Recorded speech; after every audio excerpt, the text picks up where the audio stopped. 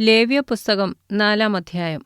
യഹോവ പിന്നെയും മോശെയോട് അരുളിച്ചെയ്തത്, നീ യിസ്രായേൽ മക്കളോട് പറയേണ്ടതെന്തെന്നാൽ, ചെയ്യരുതെന്ന് യഹോവ കല്പിച്ചിട്ടുള്ള വല്ല കാര്യത്തിലും ആരെങ്കിലും അബദ്ധവശാൽ പിഴച്ച് ആ വക വല്ലതും ചെയ്താൽ, അഭിഷിക്തനായ പുരോഹിതൻ ജനത്തിന്മേൽ കുറ്റം വരത്തക്കവണ്ണം പാപം ചെയ്തു എങ്കിൽ, താൻ ചെയ്ത പാപം നിമിത്തം അവൻ യഹോവയ്ക്ക് പാപയാഗമായി ഊനമില്ലാത്ത ഒരു കാളക്കിടാവിനെ അർപ്പിക്കണം.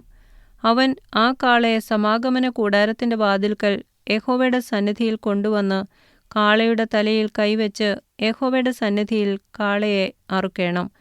അഭിഷിക്തനായ പുരോഹിതൻ കാളയുടെ രക്തം കുറെ എടുത്ത് സമാഗമന കൂടാരത്തിൽ കൊണ്ടുവരേണം. പുരോഹിതൻ രക്തത്തിൽ വിരൽ മുക്കി യഹോവയുടെ സന്നിധിയിൽ വിശുദ്ധമന്ദിരത്തിന്റെ തിരശ്ശീലയ്ക്ക് മുമ്പിൽ 7 പ്രാവശ്യം തളിക്കണം. പുരോഹിതൻ രക്തം കുറെ യഹോവയുടെ സന്നിധിയിൽ സമാഗമന കൂടാരത്തിലുള്ള സുഗന്ധവർഗത്തിൻ ധൂപപീഠത്തിന്റെ കൊമ്പുകളിൽ പുരട്ടേണം. കാളയുടെ ശേഷം രക്തം മുഴുവനും സമാഗമന കൂടാരത്തിന്റെ വാതിൽക്കലുള്ള ഹോമയാഗപീഠത്തിന്റെ ചുവട്ടിൽ ഒഴിച്ചു കളയണം. പാപയാഗത്തിനുള്ള കാളയുടെ സകല മേദസ്സും കുടൽ പൊതിഞ്ഞിരിക്കുന്ന മേദസ്സും കുടലിന്മേലുള്ള സകല മേദസ്സും അതിൽ നിന്ന് നീക്കേണം. മൂത്രപിണ്ഡം രണ്ടും അവയുടെ മേൽ കടിപ്രദേശത്തുള്ള മേദസ്സും മൂത്രപിണ്ഡങ്ങളോടുകൂടെ കരളിന്മേലുള്ള വപയും അവൻ എടുക്കണം. സമാധാനയാഗത്തിനുള്ള കാളയിൽ നിന്ന് എടുത്തതുപോലെ തന്നെ പുരോഹിതൻ ഹോമയാഗപീഠത്തിന്മേൽ അത് ദഹിപ്പിക്കണം.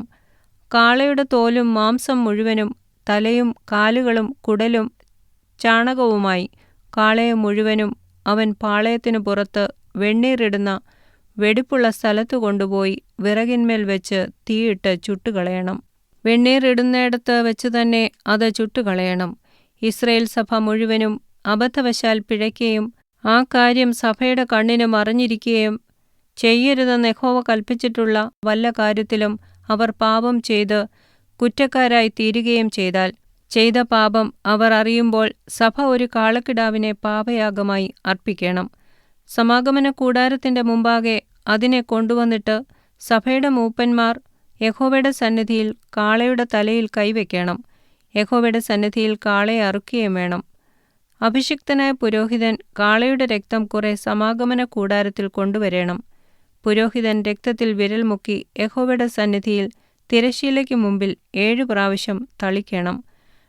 അവൻ സമാഗമന കൂടാരത്തിൽ യഹോവയുടെ സന്നിധിയിലുള്ള പീഠത്തിന്മേൽ കൊമ്പുകളിൽ കുറെ പുരട്ടേണം. ശേഷം രക്തം മുഴുവനും സമാഗമന കൂടാരത്തിന്റെ വാതിൽക്കലുള്ള ഹോമയാഗപീഠത്തിന്റെ ചുവട്ടിൽ ഒഴിച്ചു കളയണം. അതിന്റെ മേദസ്സൊക്കെയും അവൻ അതിൽ നിന്നെടുത്ത് യാഗപീഠത്തിന്മേൽ ദഹിപ്പിക്കണം.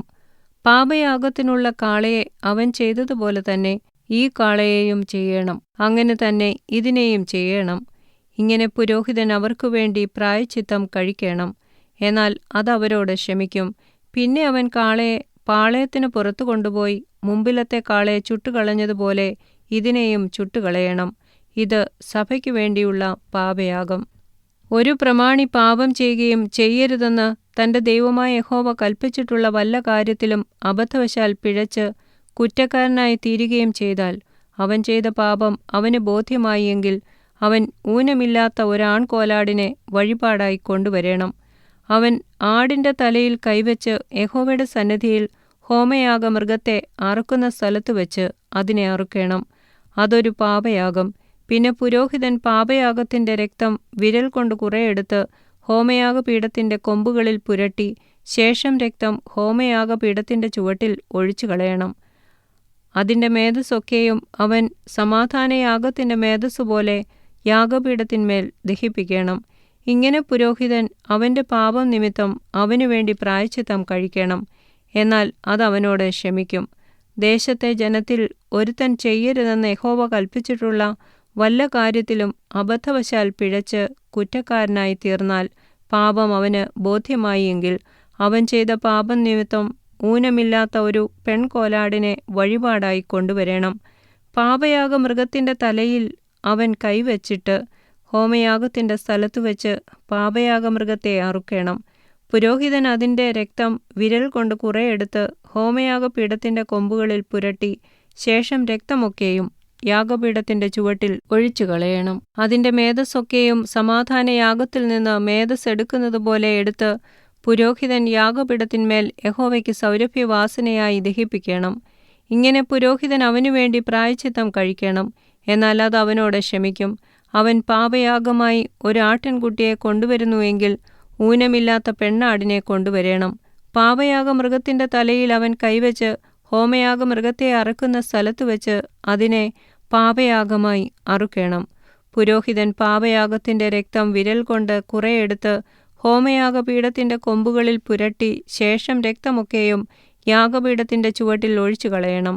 അതിൻ്റെ മേധസ്സൊക്കെയും സമാധാന യാഗത്തിൽ നിന്ന് ആട്ടിൻകുട്ടിയുടെ മേധസ് എടുക്കുന്നതുപോലെ അവൻ എടുക്കണം. പുരോഹിതൻ യാഗപീഠത്തിന്മേൽ യഹോവയുടെ ദഹനയാഗങ്ങളെപ്പോലെ അവയെ ദഹിപ്പിക്കണം. അവൻ ചെയ്ത പാപത്തിന് പുരോഹിതൻ ഇങ്ങനെ പ്രായശ്ചിത്തം കഴിക്കണം. എന്നാൽ അത് അവനോട് ക്ഷമിക്കും.